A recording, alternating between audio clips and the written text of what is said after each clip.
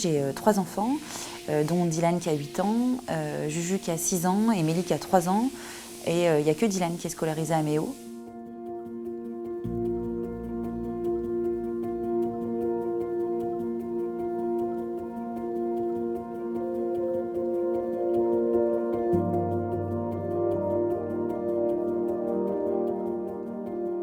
Bon, depuis toujours, hein, on sait que Dylan il est en hypermotricité, c'est un enfant qui brasse, c'est un gamin voilà, qui aime bouger, voilà, donc nous on n'est pas des calmes non plus, donc nous ça ne nous étonne pas, parce que voilà, mais bon, c'est vrai qu'on s'est rendu compte de la curiosité, de sa mémoire, de l'attention qu'il a pour les gens, et en fait, c'est des petits détails, mais voilà, et à partir de là, on s'est dit, bon, il y a quand même quelque chose, et puis effectivement, quand il est rentré au CP, là, les apprentissages, ça a été compliqué, quoi.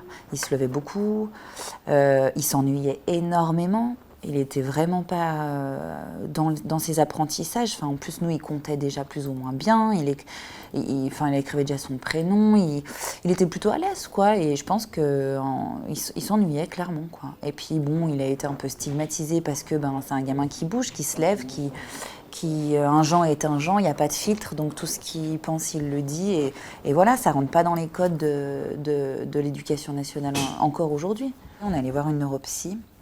Et effectivement, le bilan est tombé, hein, le diagnostic est tombé, il était donc bien TDAH et HP. 13 HP avec un trouble de l'opposition sévère. Donc voilà, tout ça cumulé, on s'est dit, bon voilà, faut que... Moi j'avais entendu parler de Méo, je ne sais même plus comment. En fouillant, en fait, tout simplement, en fouillant sur internet, en me disant est-ce qu'il y a des écoles adaptées. Donc il y avait Montessori, il y avait Steiner, il y en avait plein, mais moi je voulais pas un modèle unique dans le sens où je trouve que réunir plusieurs modèles c'est très bien. Donc je voulais pas avoir une école comme ça. J'avais trouvé une superbe école sur Genève, mais bon, ils me demandaient 6 000 € au trimestre. Donc c'est pas possible, hein, clairement. Et de là, j'ai commencé à poursuivre et c'est comme ça que je suis tombée sur Méo, en fait. Au départ, très bien.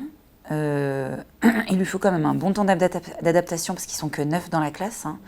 Donc ça lui change quand même de l'école où il était. L'équipe lui apporte le maximum d'outils, de clés pour s'en sortir et réussir dans le cycle ordinaire, parce que c'est quand même l'objectif. Je pense que pour plein d'autres raisons, il faut qu'il reste encore à Méo, parce que la prise en charge, elle est vraiment adaptée à chaque enfant individuellement. Les apprentissages sont vraiment adaptés à chaque enfant individuellement, même si c'est sur un collectif, même s'ils ne sont pas beaucoup, mais même si c'est sur un collectif malgré tout.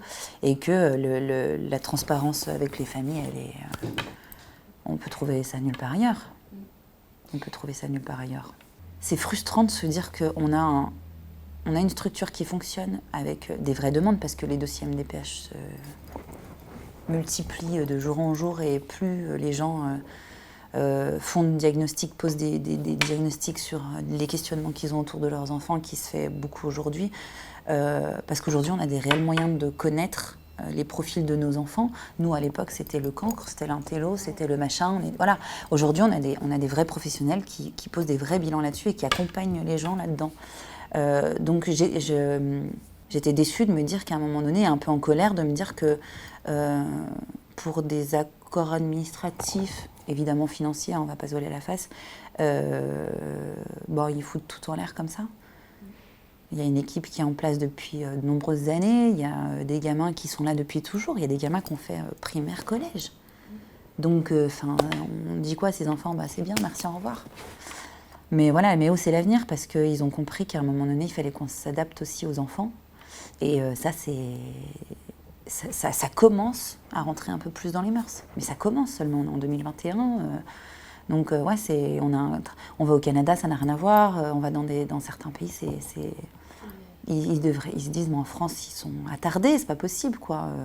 Qu'on comprenne ça seulement maintenant, et puis quand on sait qu'il y a des écoles comme ça qui ont des vraies démarches d'inclusion, de soutien, parce que c'est les acteurs de la société du futur, nos gamins, donc, et avec tous ces profils mélangés, quoi, hein, donc, il faut pouvoir leur donner réponse à ces enfants et les nourrir.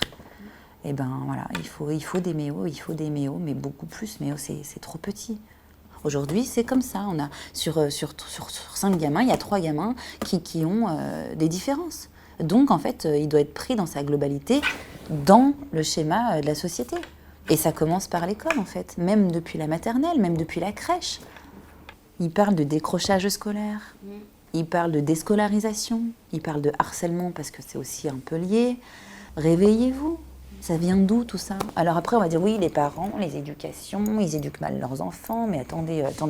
Alors je pense pas qu'on se lève le matin et qu'on se dise alors aujourd'hui je vais en faire un meurtrier, aujourd'hui je vais en faire un fainéant, et puis non. Je crois pas.